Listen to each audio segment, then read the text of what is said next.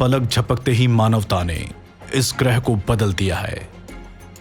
शहर बादलों से ऊपर निकल आए हैं, प्रौद्योगिकी बिजली की गति से विकसित हो रही है और ऊर्जा एक ऐसी दुनिया को चला रही है जिसे कभी अकल्पनीय माना जाता था।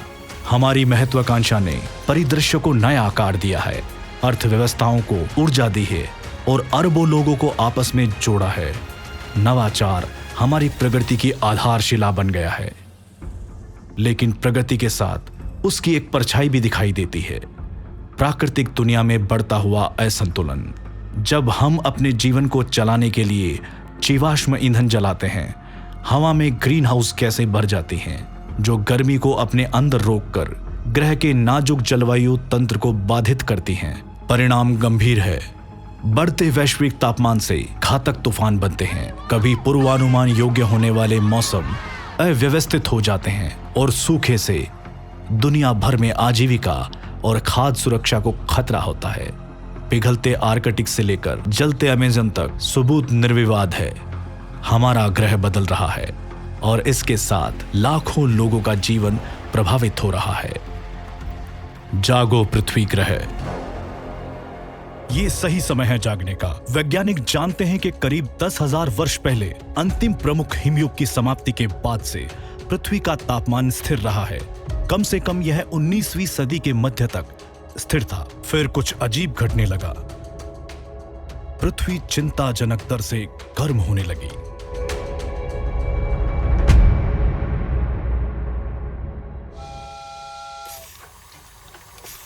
यह औद्योगिक क्रांति की शुरुआत के साथ मेल खाता था, चूंकि इस समय के आसपास मानव वैश्विक प्रभुत्व, स्वच्छता, मशीनीकरण, विज्ञान, जीवन स्तर में सुधार हेतु प्रतिस्पर्धा के लिए पूरी तरह से संघर्ष कर रहा था। तो इसके परिणाम स्वरूप मानव आबादी में विस्फोटक वृद्धि हुई।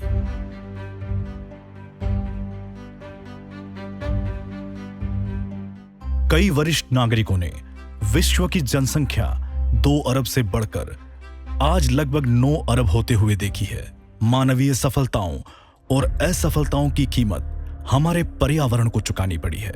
आज हम उधार के समय पर जी रहे हैं।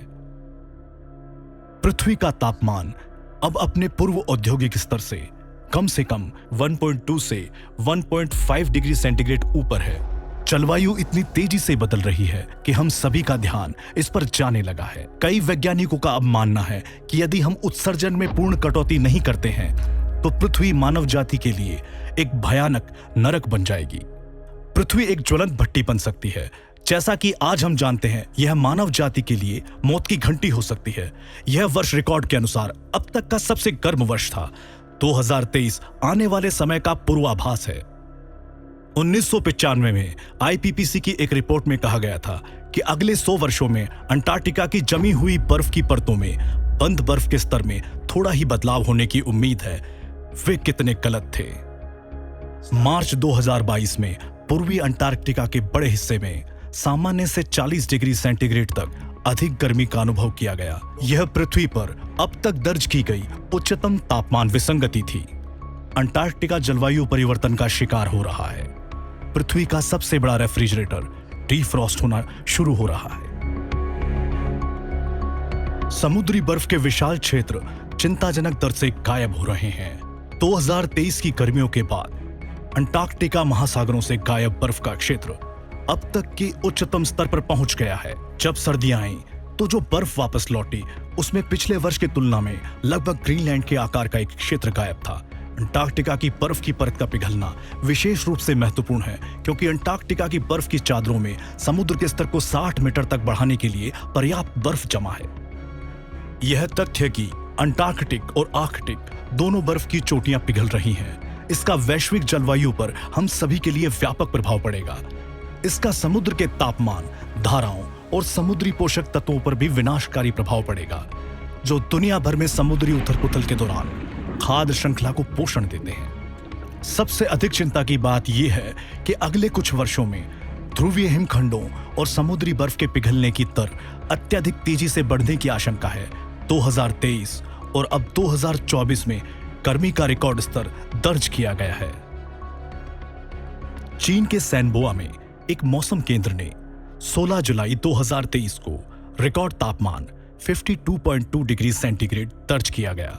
कुछ दिनों बाद बीजिंग में भी अब तक का सबसे अधिक तापमान 41.1 डिग्री सेल्सियस दर्ज किया गया।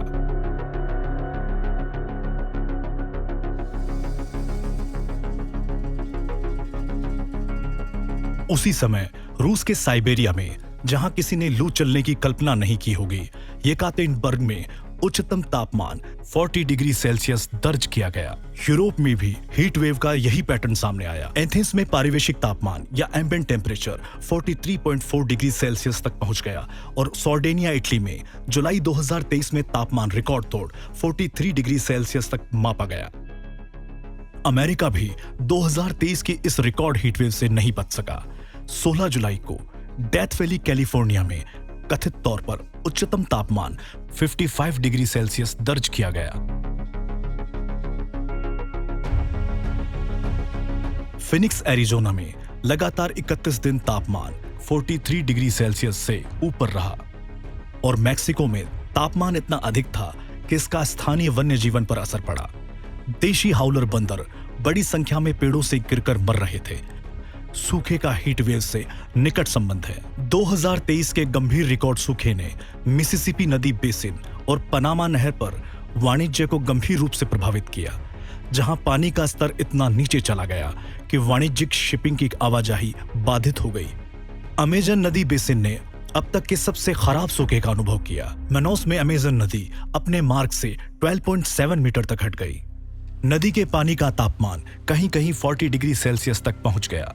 पानी में ऑक्सीजन की नितांत कमी, बड़े पैमाने पर मछलियों की मौत और नदी के पानी का जहरीला होना इसके परिणाम स्वरूप हुआ। पिछले कुछ वर्षों में अमेजोनियन वर्षावनों के नष्ट होने से यह जलवायु परिवर्तन और गंभीर हो गया है। अमेजन के लगभग 20% वन पहले ही कट चुके हैं और समय के साथ 40% और नष्ट हो गए हैं। पानी की कमी के कारण अमेजन के शेष 37% वर्षावनों के खत्म होने का खतरा पैदा हो गया है। इससे अमेजोनियन वर्षावनों में आग लगने का खतरा भी बढ़ गया है।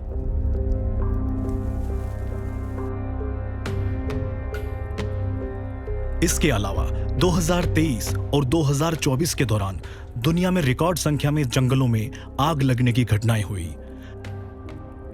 अल्जीरिया, ट्यूनीशिया, सिसिली, डब्रोवेनिक, रोड्स, पुर्तगाल, तुर्की, बुल्गारिया, क्रोएशिया, अल्बानिया, दक्षिण इटली में और खास तौर पर ग्रीस में भीषण जंगल की आग देखी गई। उत्तरी अमेरिका के लिए भी जंगल की आग कोई नई बात नहीं है, लेकिन जुलाई से नवंबर 2023 के दौरान कनाडा में जिस पैमाने पर आग देखी गई वह पूरी तरह से अभूतपूर्व थी। इस दौरान 900 जंगल की आग की घटनाएं दर्ज की गईं, जिनमें से 500 नवंबर तक नियंत्रण से बाहर थी। इसमें कम से कम 18 मिलियन हेक्टेयर जंगल नष्ट हो गया और धुएं के दक्षिण में फैलने से संयुक्त राज्य अमेरिका में गंदी धुंध की एक परत छा गई, जिससे दक्षिण में न्यूयॉर्क तक कई स्वास्थ्य समस्याएं पैदा हो गई। जलवायु परिवर्तन के कारण समुद्र के तापमान में भी रिकॉर्ड वृद्धि हुई है। महासागर पृथ्वी पर सबसे बड़े सौर ऊर्जा संग्राहक हैं। पानी न केवल हमारे ग्रह की सतह के 70% से अधिक हिस्से पर मौजूद है, बल्कि यह तापमान में ज्यादा वृद्धि किए बिना बड़ी मात्रा में गर्मी को सोख भी सकता है। ग्रीन हाउस गैसों के निर्माण के कारण ग्रीन हाउस प्रभाव के परिणाम स्वरूप वायुमंडल में एकत्रित होने वाली ऊष्मा ऊर्जा का 91% महासागरों द्वारा अवशोषित कर लिया जाता है। समुद्र में अवशोषित ऊर्जा की यह मात्रा पिछले 25 वर्षों में प्रति सेकंड 5 हिरोशिमा परमाणु बम विस्फोट से उत्पन्न ऊष्मा ऊर्जा के बराबर है, जो ऊर्जा की लगभग अकल्पनीय मात्रा है। यह ऊष्मा ऊर्जा जो महासागरों में बंद है, समुद्र की सतह के तापमान को लगातार उच्च से उच्चतर कर रही है। यह रिकॉर्ड शुरू होने के बाद से रखे गए रिकॉर्ड में परिलक्षित होता है। 2023 में लगातार 9 महीनों तक हमारे महासागरों में रिकॉर्ड उच्च समुद्री तापमान दर्ज किया गया और 20 जनवरी 2024 को औसत वैश्विक समुद्री सतह का तापमान 21.1 डिग्री सेल्सियस के रिकॉर्ड स्तर तक पहुंच गया। यह शायद पिछले 1 लाख वर्षों में महासागरों का सबसे गर्म तापमान है। समुद्र के बढ़ते तापमान के प्रभाव स्वरूप वायुमंडल में नमी की मात्रा बढ़ती है, जो मौसम को प्रभावित करती है। प्रति 1 डिग्री सेल्सियस तापमान बढ़ने पर हवा की जल धारण क्षमता लगभग 7% तक बढ़ जाती है, जिससे बढ़ते तापमान के साथ वातावरण में भाप की मात्रा बढ़ जाती है। चूंकि जलवायु परिवर्तन के कारण समुद्र और वायुमंडलीय तापमान में वृद्धि हुई है, जिसके परिणाम स्वरूप विश्व स्तर पर आने वाले चक्रवातों, तूफानों और बाढ़ों की आवर्ती संख्या, शक्ति और गंभीरता में वैश्विक वृद्धि हुई है। हालांकि समय समय पर विसंगतियां होती रहती हैं। 2023 के दौरान और 2024 में अब तक हमने रिकॉर्ड गर्म लू, बाढ़ और आग देखी है। 2023 के दौरान प्रशांत क्षेत्र में मजबूत एल नीनो प्रभाव के कारण वायुमंडल में भारी मात्रा में ऊष्मा ऊर्जा विसर्जित होने से सामान्य से अधिक गर्म तापमान में वृद्धि होगी। 2024 के अंत में प्रशांत के ला नीनो स्थिति में लौटने के बावजूद सामान्य से अधिक तापमान 2024 तक जारी रहेगा। अल नीनो और ला नीना दोनों का मौसम, जंगल की आग, इकोसिस्टम और अर्थव्यवस्था पर वैश्विक प्रभाव पड़ सकता है। अल नीनो और ला नीना के एपिसोड आमतौर पर 9 महीने से 12 महीने तक चलते हैं, लेकिन कभी-कभी वर्षों तक भी रह सकते हैं। इससे दुनिया के कई हिस्सों में रिकॉर्ड बाढ़ आई है।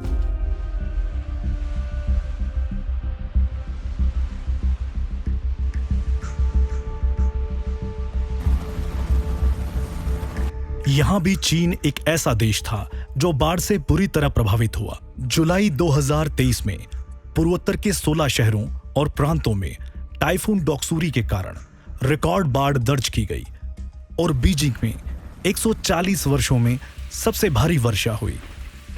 मई 2024 में उसी समय जब दिल्ली 49.6 डिग्री सेल्सियस तक गर्मी झेल रही थी, पश्चिम बंगाल और उत्तर पूर्वी राज्य मिजोरम चक्रवात रिमल के कारण आंधी और भारी बारिश की चपेट में थे, जिससे भारत और बांग्लादेश में 38 से अधिक मौतें हुईं। बांग्लादेश मौसम विज्ञान विभाग ने कहा कि यह चक्रवात देश के इतिहास में सबसे लंबे समय तक चलने वाले चक्रवातों में से एक था और इस बदलाव के लिए जलवायु परिवर्तन को जिम्मेदार ठहराया। जलवायु परिवर्तन का असर भारत पर भी पड़ने की बात कही गई। 2023 में शिमला में असाधारण वर्षा हुई, जिसके परिणाम स्वरूप भयंकर बाढ़ आई, भूस्खलन हुआ और जान माल की हानि हुई।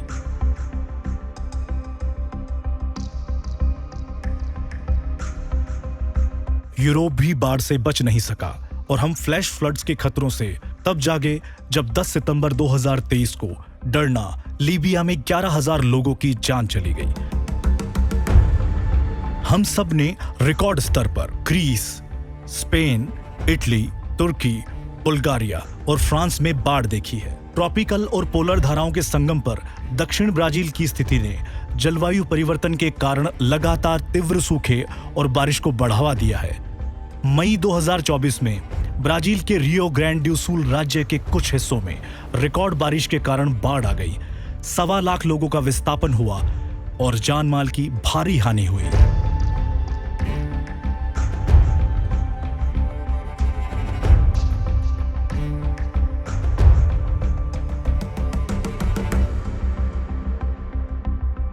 2023 के अल नीनो के परिणाम स्वरूप विश्व स्तर पर अनुभव की गई असाधारण गर्म परिस्थितियों के कारण प्रशांत और हिंद महासागर में 2 सबसे विनाशकारी और शक्तिशाली चक्रवात आए। चक्रवात फ्रेडी और ओटिस असाधारण शक्तिशाली चक्रवातों के 2 उदाहरण हैं, जिन्होंने 2023 में जमीन पर पहुंचकर भयंकर तबाही मचाई।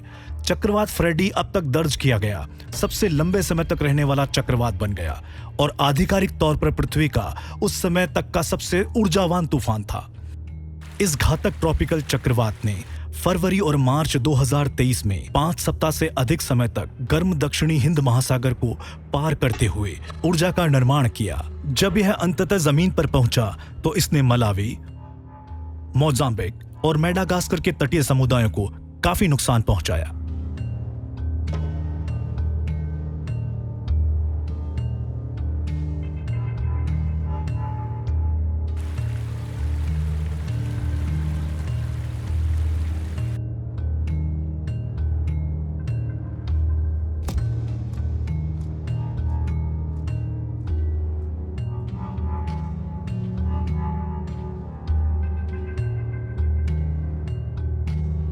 इसके अलावा महासागरों के गर्म होने से महासागरों में रहने वाले जीवों और विशेष रूप से कोरल रीफ्स पर व्यापक प्रभाव पड़ा है।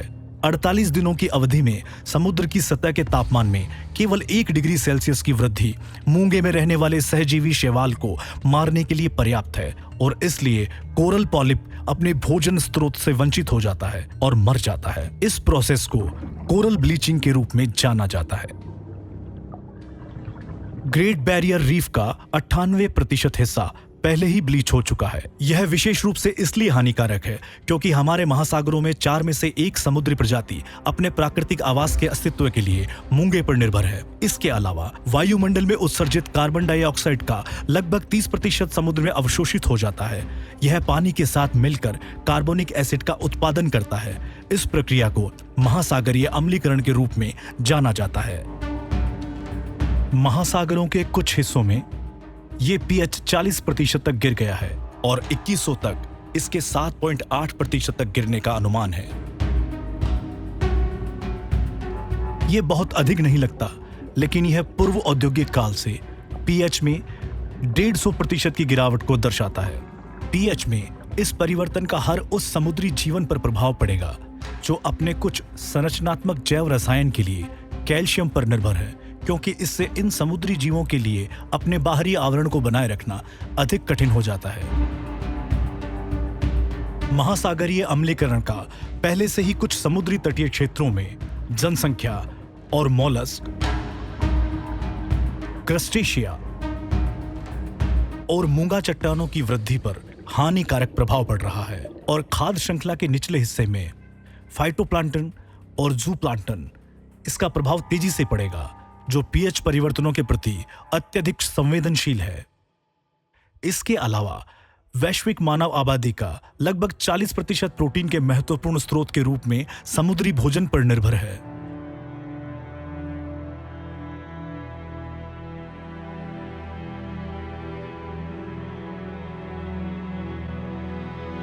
pH में बदलाव निसंदेह मछली पकड़ने पर और इस पर निर्भर लोगों की आजीविका पर हानिकारक प्रभाव डाल सकता है।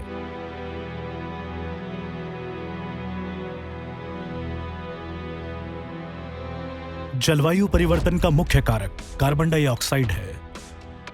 यद्यपि अन्य ग्रीन हाउस गैसें भी हैं, कार्बन डाइऑक्साइड जलवायु परिवर्तन का एक बहुत अच्छा संकेतक है, क्योंकि औद्योगिक क्रांति के बाद से इसकी सांद्रता में वृद्धि का वायुमंडलीय तापमान में वृद्धि के साथ बहुत निकट संबंध है।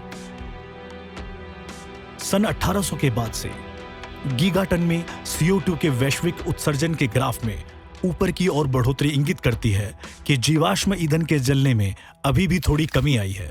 विश्व सरकारों को उत्सर्जन रोकने के लिए कठोर कदम उठाने होंगे और 2015 के पेरिस जलवायु परिवर्तन समझौते के सिद्धांतों को लागू करना होगा, जो दुनिया को पूर्व औद्योगिक स्तर से 1.5 डिग्री सेल्सियस के भीतर रखने की कोशिश करने के लिए निर्धारित किया गया है। दुनिया पहले ही अगस्त 2023 में 1.5 डिग्री सेल्सियस के इस स्तर को पार कर चुकी है और 2024 में ये 1.8 डिग्री सेल्सियस तक पहुंच सकता है। तेल उद्योग से आसान वित्तीय लाभ कमाने की विश्व व्यापार की लत काफी आकर्षक साबित हुई है। वर्तमान में सभी सरकारें 2015 पेरिस जलवायु संधि पर टिके रहने के लिए अपने समझौते से मुकर रही हैं। तेल कंपनियां अभी भी नए तेल भंडारों के लिए आगे की तेल अन्वेषण खोजों की योजना बना रही हैं। विश्व सरकारों ने जलवायु वैज्ञानिकों की चेतावनियों पर ध्यान नहीं दिया है। ये इस तथ्य से उजागर होता है कि वैश्विक जीवाश्म ईंधन सब्सिडी 2022 में बढ़कर 60 ट्रिलियन अमेरिकी डॉलर हो गई है, जो विश्व सकल राष्ट्रीय उत्पाद के 7% के बराबर है। इस बढ़ती मांग को कम करने के लिए सरकारों द्वारा बहुत कम या सीमित प्रयास किए गए हैं।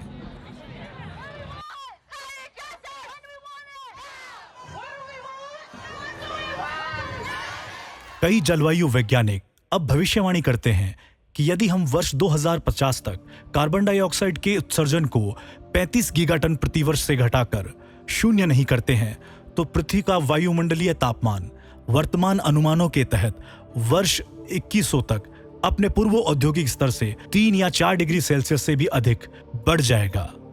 हमें यह पता होना चाहिए कि वायुमंडलीय तापमान में प्रत्येक 0.1 डिग्री की वृद्धि का जलवायु पर जबरदस्त प्रभाव पड़ता है। जैसे जैसे हम वायुमंडल में अधिक से अधिक ग्रीन हाउस गैसों का उत्सर्जन जारी रखेंगे, मौसम की चरम सीमाएं और बदतर हो जाएंगी। हम जलवायु नरक की ओर जाने वाले मार्ग पर हैं और हमारा पैर अभी भी एक्सीलरेटर पर है। हम खतरनाक ढंग से उस बिंदु के करीब पहुंच रहे हैं जहां से वापसी संभव नहीं है। दरअसल गर्मी की चरम सीमा में वृद्धि से दुनिया के कुछ हिस्से रहने लायक नहीं रह जाएंगे। यदि विश्व का वायुमंडलीय तापमान पूर्व औद्योगिक स्तर से 3 डिग्री सेल्सियस ऊपर बढ़ जाता है, तो यह अनुमान है कि पृथ्वी के वे क्षेत्र जो मानव अस्तित्व के लिए बहुत गर्म होंगे, आज वैश्विक भूमि सतह क्षेत्र के वर्तमान 1% से बढ़कर कम से कम 19 से 20% हो जाएंगे। इस सदी में समुद्र के स्तर में अनुमानित वृद्धि 1 मीटर या उससे भी अधिक हो सकती है, जिससे करोड़ों लोग विस्थापित हो जाएंगे। इसके अलावा बाढ़ और सूखे के कारण होने वाली अथाह क्षति के कारण बड़े पैमाने पर सुरक्षित क्षेत्रों की ओर पलायन करना होगा। इस ग्रह पर रहने वाले लोगों की संख्या और उनके द्वारा प्रति व्यक्ति ग्रीन हाउस गैसों का उत्सर्जन जलवायु परिवर्तन की जड़ है। दुनिया में आज हम बहुत अधिक तादाद में हैं जो एक अस्थिर जीवन शैली जी रहे हैं और ये पृथ्वी की सतत स्थिति में बनाए रखने में बाधित करता है। ये विचार कि हमको अपनी जनसंख्या की गणना इस प्रकार करनी चाहिए कि वो टिकाऊ हो, कोई नई बात नहीं है। कई लोगों ने स्थायी जनसंख्या मॉडल विकसित करने के बारे में अनुमान लगाया है, जो हमें ये समझने में मदद कर सकता है कि कोई विशेष देश स्थायी रूप से रहता है या अपने साधनों से परे रह रहा है। संभवतः इस समस्या का विरोध करने वाले सबसे मशहूर और विवादास्पद व्यक्ति थॉमस मैथ्यूज थे, जिन्होंने 1798 में जनसंख्या पर अपना सिद्धांत प्रकाशित किया। उन्होंने कहा कि जनसंख्या तब तक अनिवार्य रूप से बढ़ती जाएगी जब तक कि उसके लिए उपलब्ध खाद्य आपूर्ति कम नहीं पड़ जाती या फिर बीमारी, अकाल, युद्ध या आपदा के कारण उस आबादी की वृद्धि घट नहीं जाती। यदि जनसंख्या आंकड़े और मानव उपभोग पैटर्न को पर्यावरणीय स्थिरता से जोड़ने वाला एक मॉडल विकसित किया जा सके, तो ये सरकारों और वैज्ञानिकों के लिए बहुत कारगर उपाय साबित हो सकता है। उपयोगी होने के लिए ऐसे मॉडल को विज्ञान आधारित, मजबूत, सटीक, पारदर्शी, जांच में खरा और समझने में आसान होना चाहिए।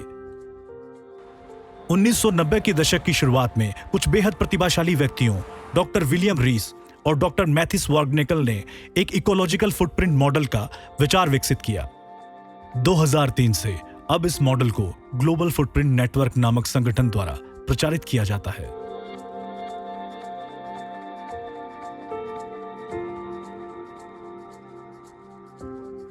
इकोलॉजिकल फुटप्रिंट अब एक जाना पहचाना नाम है। हर साल ग्लोबल फुटप्रिंट नेटवर्क के 2 वैज्ञानिक बहुत महत्वपूर्ण बुनियादी बातों की गणना करते हैं। पहला जैव क्षमता और दूसरा विश्व के प्रत्येक देश का इकोलॉजिकल फुटप्रिंट। जैव क्षमता और इकोलॉजिकल फुटप्रिंट दोनों को वैश्विक हेक्टेयर की इकाइयों में व्यक्त किया जाता है। इससे देशों और व्यक्तियों की तुलना करना संभव हो जाता है। सूर्य की ऊर्जा फोटोसिंथेसिस के माध्यम से उन सभी उत्पादों का उत्पादन करती है जिनकी हमें पृथ्वी पर आवश्यकता होती है, यानी पृथ्वी की कुल जैव क्षमता। जैव क्षमता को एक वर्ष में उत्पादित सभी इकोलॉजिकल एसेट्स के रूप में भी जाना जाता है, यानी वह उपलब्ध उत्पादक क्षेत्र जो हमारे द्वारा उपयोग किए जाने वाले संसाधनों का उत्पादन करने और हमारे अपशिष्ट को अवशोषित करने के लिए चाहिए। दूसरी ओर इकोलॉजिकल फुटप्रिंट वो सभी चीजें हैं जिनका हमें उपभोग करने की आवश्यकता होती है, यानी पृथ्वी के आउटपुट्स। और सीधे शब्दों में कहें तो यह मापता है कि हमारे द्वारा उपयोग किए जाने वाले संसाधनों यानी चीजें जैसे ऊर्जा, लकड़ी, भोजन, समुद्री भोजन, बसने के लिए और हमारे द्वारा उत्पन्न कचरे को अवशोषित करने के लिए कितनी भूमि और जल क्षेत्र की आवश्यकता है। यह एक साधारण समीकरण है। दुनिया को टिकाऊ स्थिति में रखने के लिए इनपुट आउटपुट के बराबर या उससे अधिक होने चाहिए, यानी पृथ्वी की कुल जैव क्षमता पृथ्वी के कुल इकोलॉजिकल फुटप्रिंट के बराबर या उससे अधिक होनी चाहिए।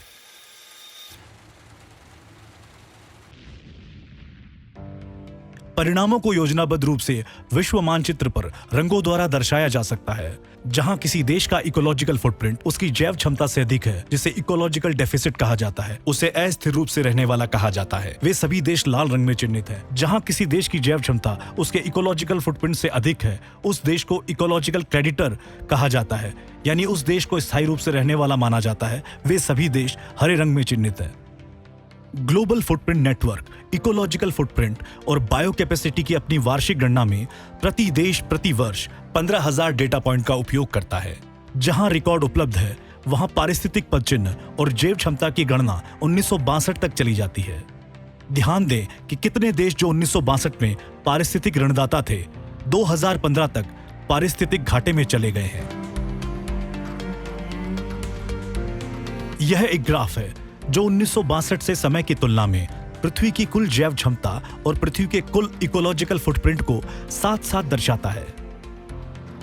ध्यान दें कि 1970 के दशक की शुरुआत में जहां रेखाएं एक दूसरे को काट रही हैं, वहां पृथ्वी किस प्रकार एक पारिस्थितिक ऋणदाता से पारिस्थितिक घाटे में चली गई।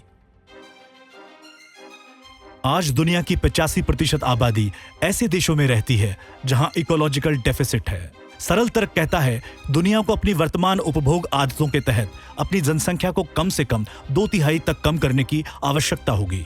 यानी अगर इस ग्रह को एक स्थायी स्थिति में वापस जाना है, तो इसकी वैश्विक आबादी को घटकर 3.2 अरब होना चाहिए। दुनिया तेजी से बदल रही है। हमें आसानी से मात्रा निर्धारित करने, समझने, मापने और इससे विभिन्न देशों की स्थिरता की तुलना करने का एक तरीका चाहिए। इसे प्राप्त करने के सर्वोत्तम तरीकों में से एक सतत विकास सूचकांक या द सस्टेनेबल डेवलपमेंट इंडेक्स नामक अवधारणा है। हम एक मौलिक यूटोपियन विचार से शुरुआत करते हैं। हम चाहते हैं कि इस ग्रह पर हर इंसान पूर्ण और टिकाऊ जीवन जिए। ऐसा होने के लिए इस ग्रह पर हर किसी को अच्छी शिक्षा प्राप्त करने और पर्याप्त कमाई करने की आवश्यकता होगी, ताकि खुश रहने के लिए पर्याप्त भौतिक संपत्ति हो, हर कोई एक लंबा और स्वस्थ जीवन जी सके, लेकिन साथ ही पर्यावरण और इस ग्रह को नुकसान न पहुंचे। संयुक्त राष्ट्र ने एक अवधारणा विकसित की है जिसे मानव विकास सूचकांक या संक्षेप में HDI के रूप में जाना जाता है, जो उपरोक्त यूटोपियन विचार के पहले भाग को मापता है। मानव विकास सूचकांक 3 घटक भागों से बना है: दीर्घायु और स्वास्थ्य, शिक्षा, आय। संयुक्त राष्ट्र विश्व के प्रत्येक देश के लिए HDI के वार्षिक आंकड़े तैयार करता है।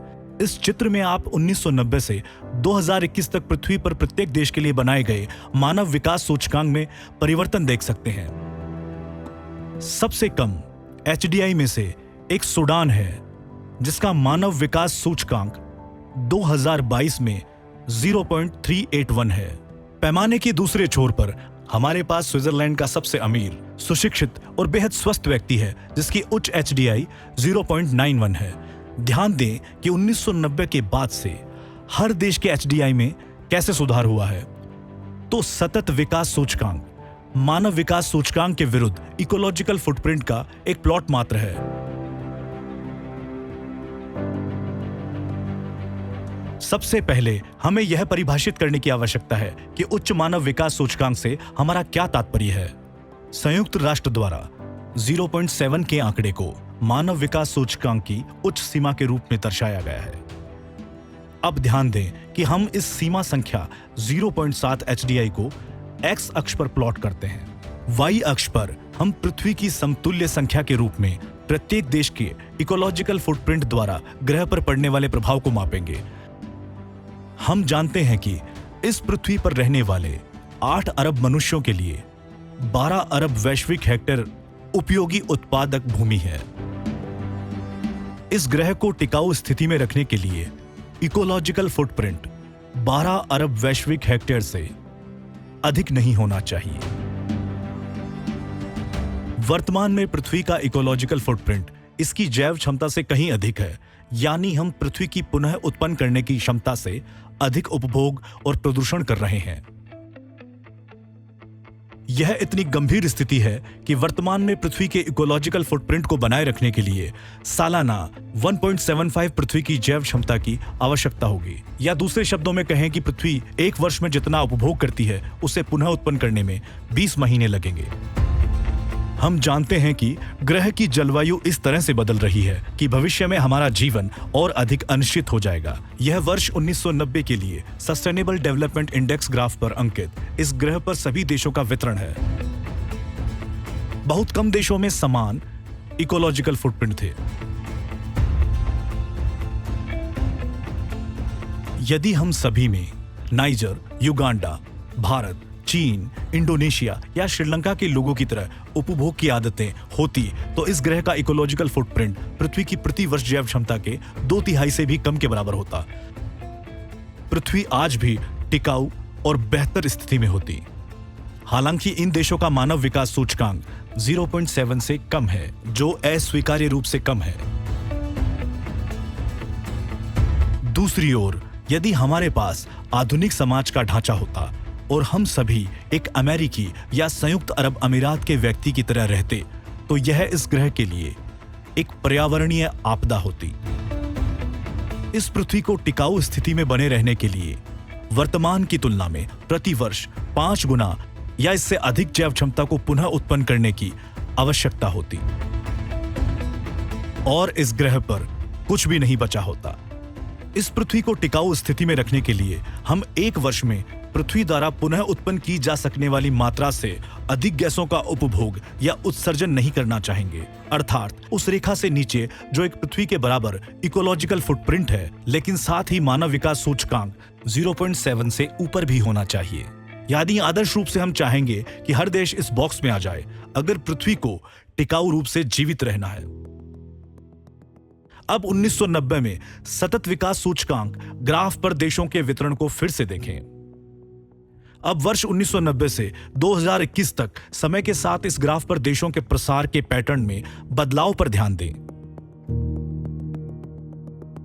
आप देखेंगे कि जैसे जैसे गरीब देश विकसित होते हैं और अधिक समृद्ध होते हैं, उनकी उपभोग की आदतें इस तरह से बदलती हैं कि उनका इकोलॉजिकल फुटप्रिंट एक पृथ्वी वर्ष के जैव क्षमता के बराबर से अधिक हो जाता है, क्योंकि वे अपनी जीवन शैली में सुधार करते हैं और अपने मानव विकास सूचकांक को बढ़ाते हैं। यह भी ध्यान दें कि जैसे जैसे देश 0.7 की मानव विकास सूचकांक सीमा को पार करते हैं, केवल कुछ ही देश इस बॉक्स में आते हैं। इसका कारण काफी स्पष्ट है।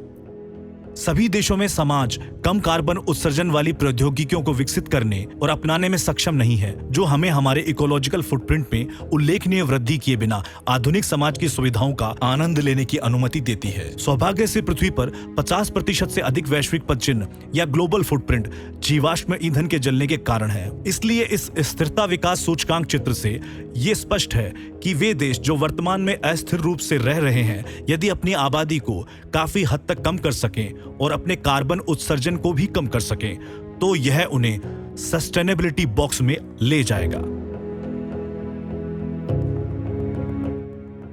यह लंबी अवधि में तकनीकी रूप से संभव हो सकता है, लेकिन अल्पावधि में ऐसी स्थिति होने की संभावना नहीं है, क्योंकि अस्थिर जीवन जीने वाले इनमें से अधिकांश देश या तो अनिच्छुक हैं या उन प्रौद्योगिकियों में निवेश करने में असमर्थ हैं जो टिकाऊ बनने के लिए उनके कार्बन उत्सर्जन को पर्याप्त रूप से कम कर सकें। हालांकि एक अच्छी खबर है, जबकि वैश्विक जनसंख्या बढ़ रही है, आज लोग पहले से बहुत छोटे परिवार रखना पसंद कर रहे हैं। जैसे जैसे दुनिया आधुनिक होती जा रही है, वैसे वैसे पृथ्वी की प्रजनन दर गिरती जा रही है। मॉथल्स इसकी भविष्यवाणी नहीं कर सकते थे। पृथ्वी की जनसंख्या मॉल्थीसियन पथ का अनुसरण नहीं कर रही है और बढ़ती जा रही है, जब तक कि उसके पास खुद के बढ़ते रहने के लिए प्राकृतिक संसाधन खत्म नहीं हो जाते।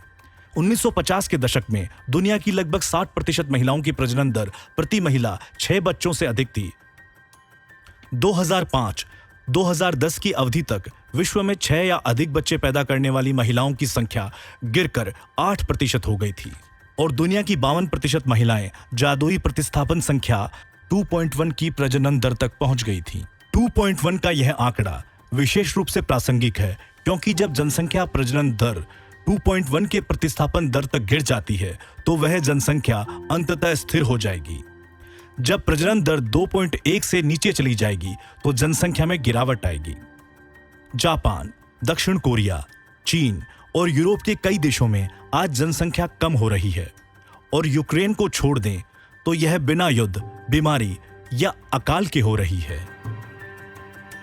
यद्यपि पृथ्वी की जनसंख्या 1950 में 2 अरब से बढ़कर आज 8 अरब से अधिक हो गई है, लेकिन 1950 के दशक की शुरुआत से ही इसकी वृद्धि दर कम होती जा रही है।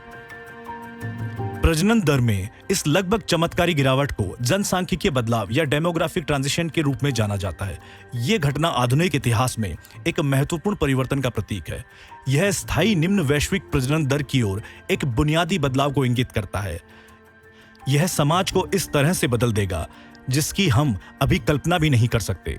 यह डेमोग्राफिक ट्रांजिशन संयुक्त राष्ट्र के मध्यावधि वैश्विक जनसंख्या अनुमानों में परिलक्षित होता है। लगभग 2075 में वैश्विक जनसंख्या अपने अधिकतम स्तर 10.5 अरब तक पहुंचने की उम्मीद है और कुछ दशकों तक उसी स्तर पर बने रहने के बाद उसमें लगातार गिरावट होगी।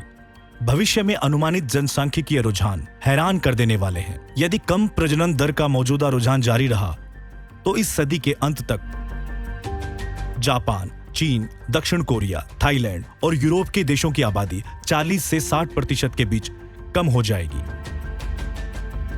हालांकि कई देश सैद्धांतिक रूप में टिकाऊ बनने के लिए अक्षय ऊर्जा नीतियों को अपनाकर अपने कार्बन पदचिह्न को कम कर सकते हैं, वास्तव में यह निकट भविष्य में होने की संभावना नहीं है, खासकर उन देशों के लिए जो अपने समाज को गरीबी से बाहर निकालने की कोशिश कर रहे हैं।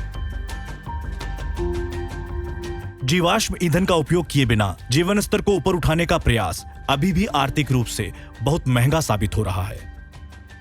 यदि हम इस धरती को अधिक यथार्थवादी और व्यवहारिक बनाना है तो कई देश अपने कार्बन पदचिह्न को कम करने के लिए अपनी घटती आबादी का लाभ उठा सकते हैं और इस तरह तेजी से एक स्थायी जनसंख्या स्थिति तक पहुंच सकते हैं। उदाहरण के लिए भारत उन कई देशों में से एक है जो इकोलॉजिकल फुटप्रिंट मॉडल के अनुसार अत्यधिक आबादी वाले और अस्थिर रूप से रहने वाले कहलाएंगे। भारत एक बहुत ही दिलचस्प देश है क्योंकि 1952 में यह परिवार नियोजन कार्यक्रम अपनाने वाला पहला देश था। Let us give serious thought to the urgent need for planned parenthood, which alone will ensure the happiness and prosperity of our children. तब से यह अपनी जन्म दर कम करने के लिए संघर्ष कर रहा है। फिर भी भारत ने अब 2.1 की जादुई प्रजनन दर सफलतापूर्वक हासिल कर ली है।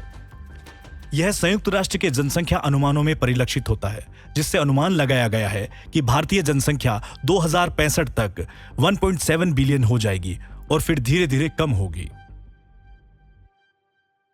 भारत को सस्टेनेबल पॉपुलेशन साइज प्राप्त करने के लिए, जहां उसका इकोलॉजिकल फुटप्रिंट वर्तमान उपभोग पैटर्न के तहत उसकी कुल जैव क्षमता के बराबर हो, उसे अपनी जनसंख्या को कम से कम 2/3 घटाकर 47 करोड़ तक लाने की आवश्यकता होगी। भारत उन कई देशों में से एक है जिन्हें टिकाऊ स्थिति तक पहुंचने के लिए अपनी जनसंख्या कम करने की आवश्यकता है। उदाहरण के लिए संयुक्त राज्य अमेरिका, जिसकी वर्तमान जनसंख्या 338 मिलियन है, उसको अपनी जनसंख्या घटाकर 169 मिलियन करने की आवश्यकता होगी। और चीन, जिसकी आबादी 1.457 बिलियन है, उसको अपनी आबादी घटाकर 323 मिलियन करनी होगी। 124 मिलियन की आबादी वाला जापान 20 से 40 मिलियन के बीच की आबादी के साथ एक स्थायी स्थिति तक पहुंच सकता है। 68 मिलियन की वर्तमान जनसंख्या वाले यूनाइटेड किंगडम को 19 से 30 मिलियन के बीच जनसंख्या की आवश्यकता है। 218 मिलियन की वर्तमान जनसंख्या वाले नाइजीरिया को अपनी जनसंख्या कम से कम 118 मिलियन तक घटाने की आवश्यकता होगी। 103 मिलियन की वर्तमान जनसंख्या वाले मिस्र को इसे कम करके 22 मिलियन तक लाने की आवश्यकता है और वर्तमान जनसंख्या 9 मिलियन वाले यूएई को इसे कम करके 6 लाख तक लाने की आवश्यकता होगी। जाहिर है, ग्लोबल फुटप्रिंट नेटवर्क मॉडल के लक्ष्य से परे लग सकता है, क्योंकि सस्टेनेबल पॉपुलेशन साइज का आकलन करते समय कई अन्य विचारों को ध्यान में रखा जाना चाहिए। सभी राष्ट्रों की अपनी व्यवहारगत विशेषताएं और संसाधनों पर निर्भर लाभ होते हैं, जिन्हें सस्टेनेबल पॉपुलेशन साइज पर विचार करके समय पर ध्यान रखा जाना चाहिए। उदाहरण के लिए यूएई अलवणीकरण द्वारा सिंचाई के लिए ताजे पानी के उत्पादन के माध्यम से अपनी जैव क्षमता और इससे अपने सस्टेनेबल पॉपुलेशन साइज को काफी हद तक बढ़ा सकता है। जाहिर है, व्यापार जैव क्षमता में कमी को दूर करने का एक और तरीका है। हालांकि ग्लोबल फुटप्रिंट इकोलॉजिकल मॉडल को अधिक सरल मानकर खारिज नहीं किया जाना चाहिए, क्योंकि यह प्रचुर मात्रा में प्रमाणित वैज्ञानिक डेटा पर आधारित है। मानव जनसंख्या के वन्यजीव, इकोसिस्टम और जैव विविधता पर पड़ने वाले विनाशकारी प्रभाव का वर्णन किए बिना इस डॉक्यूमेंट्री को समाप्त करना सही नहीं होगा।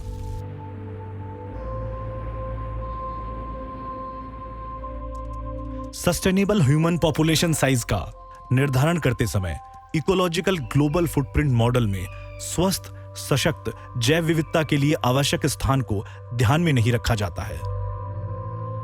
मानव की अत्यधिक जनसंख्या का जैव विविधता पर जो प्रभाव पड़ा है, वह इस धरती पर प्रकृति की समृद्ध धरोहर के लिए सबसे बड़ा नुकसान है। आज दुनिया की 56% आबादी शहरों में रहती है। यह चलन जारी रहने की उम्मीद है, जिससे 2050 तक शहरी आबादी अपने वर्तमान आकार से 2 गुनी से भी अधिक हो जाएगी। इसलिए हम में से बहुत से लोग अब दैनिक आधार पर प्रकृति के संपर्क में नहीं आते। अधिकांश लोगों के लिए इस नुकसान के कोई मायने नहीं है, क्योंकि हम अपना रोजमर्रा का जीवन जीने में व्यस्त हैं। परिणाम स्वरूप हमने ना चाहते हुए भी कई तरीकों से पृथ्वी को बदल दिया है। मनुष्य ने 1500 के बाद से कशेरुक जीवों को कम से कम 680 प्रजातियों में विलुप्त होने की कगार पर पहुंचा दिया है।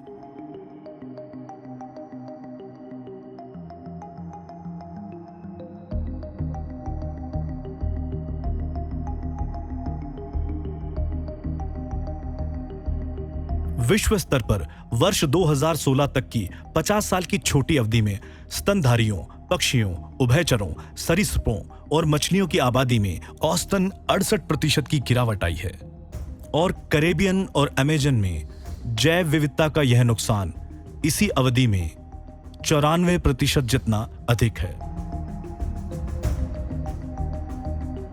सदियों से मनुष्यों द्वारा खेती के लिए भूमि साफ करने के परिणाम स्वरूप वैश्विक वन्यजीव आवास और जैव विविधता का नुकसान बढ़ता गया है।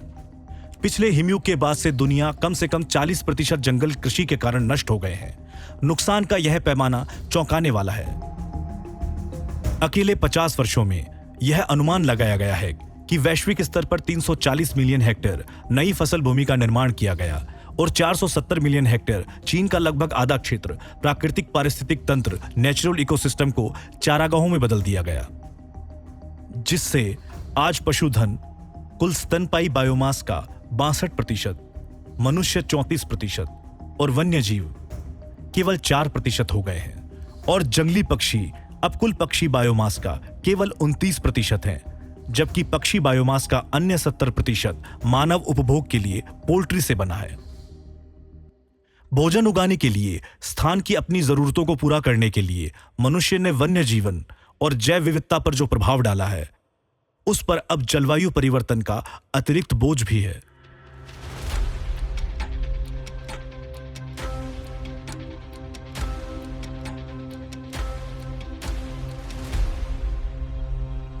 इससे पहले हम भूल जाएं, आइए पिछले 12 महीनों में अत्यधिक जनसंख्या से उत्पन्न जलवायु परिवर्तन के कारण प्रकृति को हुए नुकसान के कई उदाहरणों में से केवल 2 पर दोबारा गौर करें। जब ऑस्ट्रेलिया में रिकॉर्ड तोड़ने वाली गर्मी की लहर 42 डिग्री सेल्सियस से अधिक हो गई, तो इससे देश की चश्माधारी उड़ने वाली लोमड़ियों में से 1/3 का सफाया हो गया। पृथ्वी के दूसरे छोर पर ब्राजीलियाई अमेजोनियन नदी में गर्मी की लहर और सूखे के परिणाम स्वरूप 150 नदी में रहने वाली लुप्तप्राय डॉल्फिन्स मर गईं। इससे नदी की आबादी विलुप्त होने के एकदम करीब पहुंच गई है, क्योंकि यह संख्या स्थानीय आबादी का 10% है। इसलिए इसमें कोई संदेह नहीं है कि कई देशों में मानव आबादी में कमी से वनों की कटाई और जैव विविधता के नुकसान का दबाव कम हो जाएगा।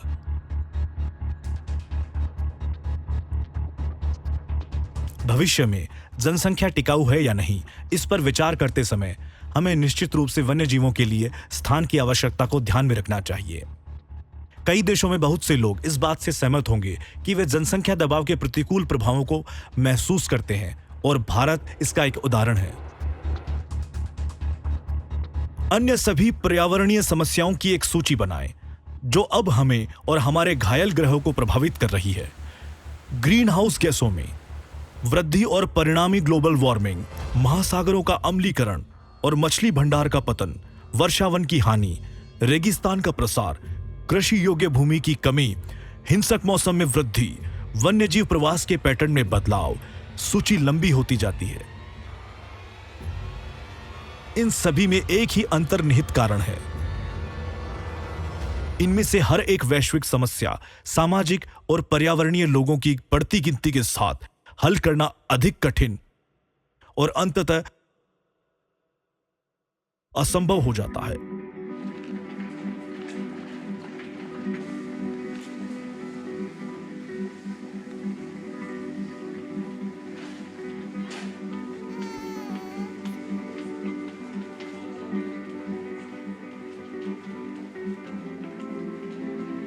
हालांकि कई सरकारें अलग ढंग से सोचती दिखाई देती हैं। यहां पर सिद्धांत और वास्तविकता आमने सामने खड़े दिखाई देते हैं। राजनेता जनसंख्या कटौती के पक्ष में नहीं है, क्योंकि इससे समाज बूढ़ा हो जाता है और उनका मानना है कि आर्थिक गतिरोध या मंदी आ जाती है।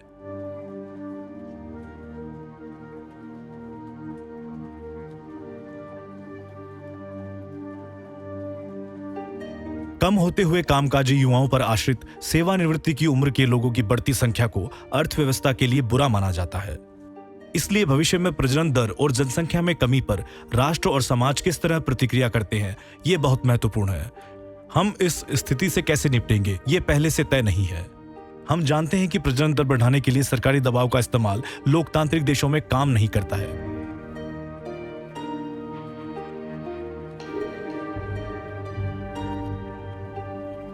इसलिए अधिकांश समाजों ने विभिन्न नीतियों पर पैसा खर्च करके अपनी घटती आबादी से लड़ने का प्रयास करने का विकल्प चुना है, जिसका प्राथमिक लक्ष्य उनकी प्रजनन दर को बढ़ाना है। फ्रांस हाल ही में ही वित्तीय प्रलोभनों के माध्यम से जन्म दर में गिरावट को रोकने की अपनी नीतियों के कारण सुर्खियों में आया। सबसे छोटे बच्चे के 18 वर्ष का होने तक परिवारों के लिए कम टैक्स है। क्रैच को उदारतापूर्वक वित्त पोषित किया है। बच्चों की देखभाल करने वाले माता पिता की मदद के लिए वित्तीय सहायता दी और यहां तक कि बच्चों की स्कूल जाने की उम्र भी 6 से घटाकर 3 कर दी गई है। माता पिता को पार्ट टाइम काम करने के लिए प्रोत्साहन, उदार मातृत्व अवकाश, 3 वर्ष का सवैतनिक पैतृक अवकाश, परिवार और बच्चों के लिए यात्रा भत्ता दिया गया। हालांकि उनकी प्रजनन दर अभी भी गिर रही है। दक्षिण कोरिया ने अपनी प्रजनन दर बढ़ाने के लिए 16 वर्षों में 200 बिलियन अमेरिकी डॉलर से अधिक खर्च किए, परंतु इसका कोई भी लाभ नहीं हुआ। आर्थिक समस्याओं को ठीक करने के लिए आंख मूंद कर उच्च जन्म दर पाने के प्रयास का उल्टा परिणाम भुगतना पड़ सकता है। युवाओं की अधिक होती संख्या अर्थव्यवस्था में तभी मदद करेगी जब वे आर्थिक रूप से सक्रिय होंगे। साथ ही हाल ही के वर्षों में राष्ट्र अधिक तेजी से वृद्ध समाज के रूप में विकसित हो रहे हैं। उदाहरण के लिए यूके और आयरलैंड में समाज में 60 वर्ष से अधिक उम्र के लोगों का प्रतिशत 15% से बढ़कर 30% होने में 90 साल लग गए। लेकिन आज वही बदलाव हासिल करने में थाईलैंड और ईरान को केवल 20 साल लगेंगे। तो संदेश ये है कि कई देशों में तेजी से कार्य करने की आवश्यकता होगी यदि उन्हें वृद्ध समाज बनने से पहले गरीबी के जाल से बचना है। वृद्ध होते समाज के लिए योजना न बनाना कोई उत्तर नहीं है। इससे पेंशन निधि खाली हो जाएगी और सार्वजनिक वित्त अस्त व्यस्त हो जाएगा।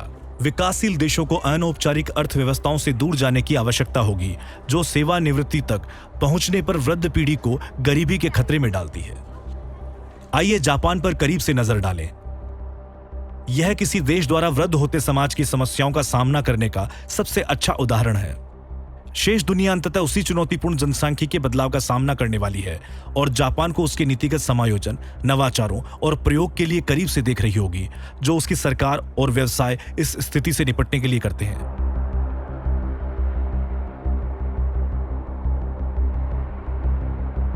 देखें कि 1950 के दशक में इसका जनसंख्या वितरण क्लासिकल पिरामिडिक रूप से आज उल्टे रूप में कैसे बदल गया। वर्तमान में इसकी 30% जनसंख्या 65 से अधिक है। जापान की वर्तमान प्रजनन दर 1.37 है। यह दुनिया में सबसे कम में से एक है। यदि यह वर्तमान निम्न प्रजनन दर जारी रहती है तो जनसंख्या पिरामिड स्थिर होने से पहले जापान की 40% जनसंख्या 65 से अधिक हो सकती है। वर्तमान में ऐसा 2075 तक होने का अनुमान है। आने वाले दशकों में बूढ़ी होती जनसंख्या एक विकराल समस्या होगी, हालांकि इतनी बड़ी ताकत नहीं कि इसका मुकाबला ना किया जा सके। जापान के पास अपने समाज के स्वास्थ्य को बढ़ाने के लिए कार्यक्रम है ताकि लोग यथासंभव लंबे समय तक काम कर सके।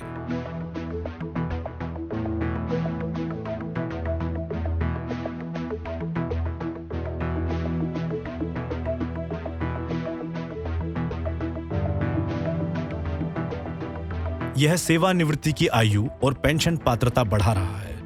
यह महिला श्रम भागीदारी को प्रोत्साहित करके अपने कार्यबल का आकार बढ़ा रहा है। बुजुर्गों की देखभाल में मदद के लिए यह अपने एशियाई पड़ोसियों से देखभाल करने वालों की भर्ती कर रहा है। इसने बुजुर्गों की देखभाल करने वालों की मदद के लिए रोबोट और कई अन्य टेक्निकल इनोवेशन के उपयोग पर अमल किया है। संभवतः आधुनिक समय का सबसे महत्वपूर्ण विकास जिसकी भविष्यवाणी नहीं की जा सकती थी, वह है 100 वर्ष तक जीवित रहने वाले लोगों की संख्या।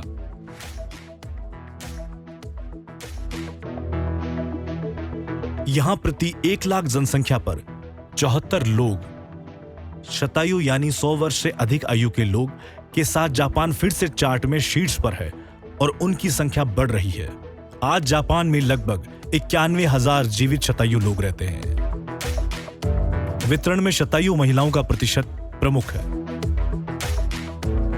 टोक्यो विश्वविद्यालय में सुपर सेंटेनेरियन मेडिकल रिसर्च सेंटर के प्रोफेसर याजामिची अराई, जो बढ़ती सुपर सेंटेनेरियन घटना का अध्ययन करते हैं, 100 वर्ष की आयु के करीब अपने कुछ बुजुर्ग रोगियों की अविश्वसनीय फिटनेस, मानसिक चपलता पर आश्चर्यचकित है।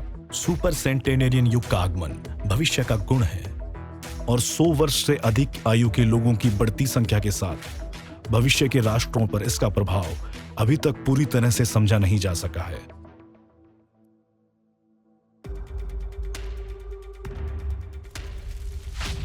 जलवायु परिवर्तन और अधिक जनसंख्या के बीच अंतर संबंध एक विशाल विषय है और हम इस अति पेचीदा विषय को जरूरत से ज्यादा सरल बनाने के खतरे में हैं।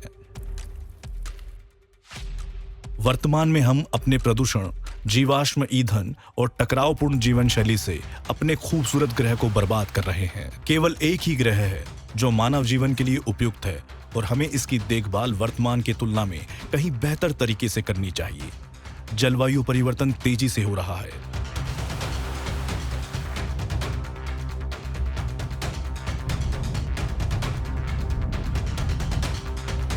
यदि जलवायु परिवर्तन की इन समस्याओं जिनका हम सामना कर रहे हैं को संबोधित करने में और देरी हुई तो पृथ्वी जलवायु परिवर्तन के असंख्य चरम बिंदुओं को पार कर सकती है।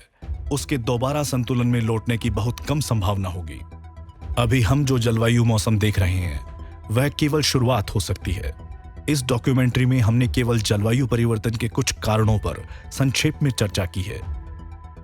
हमें पूरी तस्वीर देखने के लिए और भी कई वास्तविक खतरों को संबोधित करना होगा। उदाहरण के लिए, जैसे जैसे बर्फ की परतें पिघलती हैं, डीफ्रॉस्टिंग की प्रक्रिया में और अधिक तेजी आती जाएगी, जिससे अनुमानित 150 बिलियन टन कार्बन वायुमंडल में विसर्जित हो सकता है। कार्बन की यह मात्रा वर्तमान में पृथ्वी पर जंगलों में दबे कार्बन की मात्रा के 3 गुने के बराबर है। वायुमंडल में कार्बन की इस मात्रा के विसर्जित होने से जलवायु पर विनाशकारी प्रभाव पड़ेगा।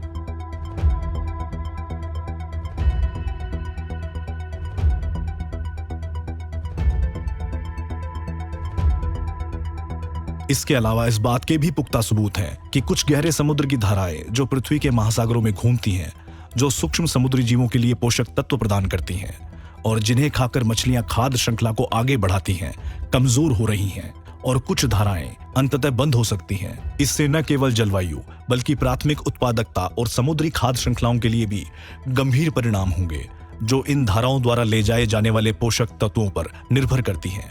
हालांकि एक कड़वा किंतु सच्चा तथ्य है जो इस डॉक्यूमेंट्री में सामने आता है, कुछ ज्यादा ही लोग इस ग्रह पर रहते हैं। दुनिया में मानवता को इस विषय पर ईमानदार बहस से बचना बंद करना होगा और इस चुनौती से निष्पक्ष तरीके से निपटना होगा। इस डॉक्यूमेंट्री ने स्थिरता के विज्ञान को भी संबोधित किया है और व्यवहारिक वैज्ञानिक तरीकों का जिक्र किया है, जिनका उपयोग स्थिरता और मानव विकास सूचकांक को मापने के लिए किया जा सकता है। हमें उन प्रौद्योगिकियों को लागू करने की भी आवश्यकता है जो हमारे पास हैं, न केवल कार्बन उत्सर्जन को कम करने के लिए, बल्कि यह भी सुनिश्चित करने के लिए कि आने वाली पीढ़ियों के पास यह समझ और जिम्मेदारी से पुनरुत्पादन की क्षमता हो। इस दुनिया में जन्म लेने वाला हर बच्चा वांछित होना चाहिए। इसके लिए सभी के लिए अच्छी शिक्षा, समान अवसर और दृष्टिकोण में आमूल परिवर्तन की आवश्यकता होगी। सामाजिक परिवर्तन के ऐसे कई बिंदु हैं जिनकी इस धरती को आवश्यकता है, लेकिन एक ऐसा है जो अन्य सभी से ऊपर है, और वह है दुनिया की लैंगिक असमानता।